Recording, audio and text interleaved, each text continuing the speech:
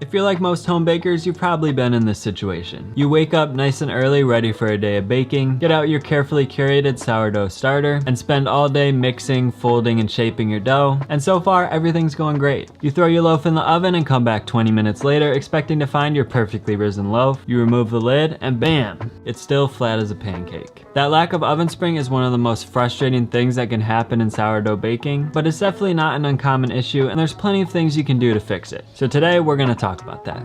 Let's get into it.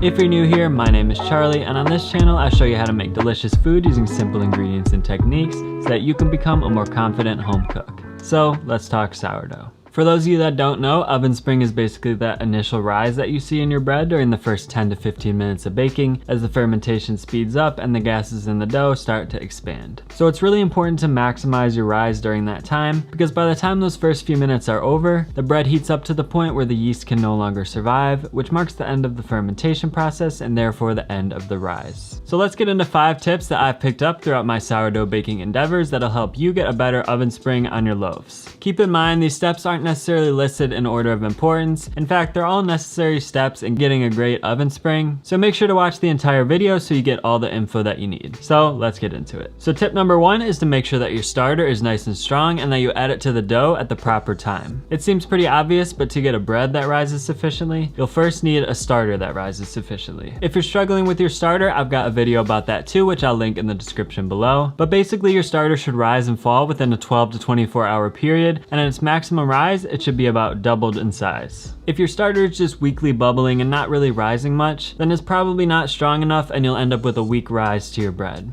The starter is the foundation of your entire loaf, so it's really important to build up that strength. But once you've built up a strong starter, the next factor you need to pay attention to is the timing. The best time to mix your starter into your dough is when it's achieved its maximum rise and is just starting to fall, because that's when the yeast activity is going to be at its maximum. So like I said, the starter should be at least doubled in size at that point, and it should also pass the float test, which indicates that it's nice and aerated. For me, this usually happens about 12 hours after I mix my levain, but your timing will depend on your particular environment and the feeding ratios that you're using. So now let's move on to tip number 2, which is the shaping. Proper shaping is crucial for developing tension on the dough's outer surface, which will help the loaf rise up rather than spreading out. So learning to shape a high hydration dough like sourdough does take a bit of practice, but there's a few things you can do to make it a little bit easier. The first is just making sure that you have a nice large work surface with plenty of space, and that you're using the proper technique, scraping the dough from the side as you rotate it 90 degrees and scrape it back toward yourself. And the next factor is proper use of flour. So you want to make sure that the top of the loaf is sufficiently floured, and you can also feel free to flour your hands and your bench scraper as necessary to make sure they don't stick, but you want to leave your actual work surface and the bottom of the loaf as unfloured as possible so that it can pick up traction as you scrape it along your surface. And then the last factor is to make sure not to overshape the dough. You may think that the tighter you shape the loaf, the better it's going to end up, but it is actually possible to shape it too tightly, which will cause the surface to tear. Here you can see a loaf that I totally overshaped right next to a well-shaped loaf, and it's easy to see that the overshaped loaf completely lost its structure. So really just a few good turns to develop some tension is all you need.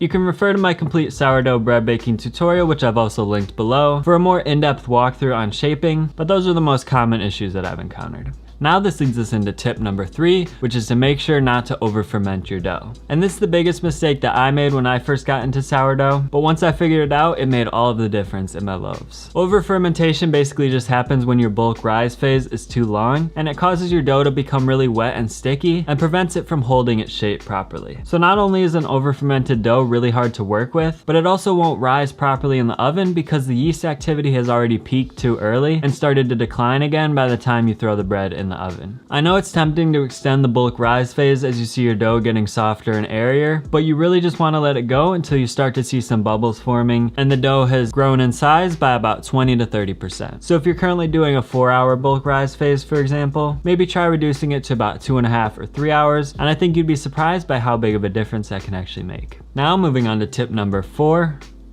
which is to score your loaves properly. A good score will allow the steam and other gases to escape through the top of the loaf, which will lead to a nice clean rise, and it'll also give your loaf a good ear, which is that little flap of dough that springs up as it bakes and gets nice and charred. If you don't score the loaf, the gases will just try to escape wherever they can, causing your loaf to burst in unexpected places, and sometimes causing big air bubbles to form inside of the loaf. So it's definitely not a step that you want to skip. Really, the main two things to consider when scoring are 1, to score the loaf deep enough, so I'd recommend about 1/2 inch to 1 inch deep, and then 2, to score at a slight angle rather than directly perpendicular to the loaf, and you want to score in one smooth, swift motion. So having a sharp razor definitely helps with this. As you get more advanced, you could try out some fancier scoring patterns, but really one single slash right down the middle will make all of the difference in allowing the gases to escape properly, leading to a better oven spring. Now finally, tip number 5 for achieving a perfect oven spring is to create steam in your oven during the first few minutes of baking. This steam helps the crust to remain soft for longer,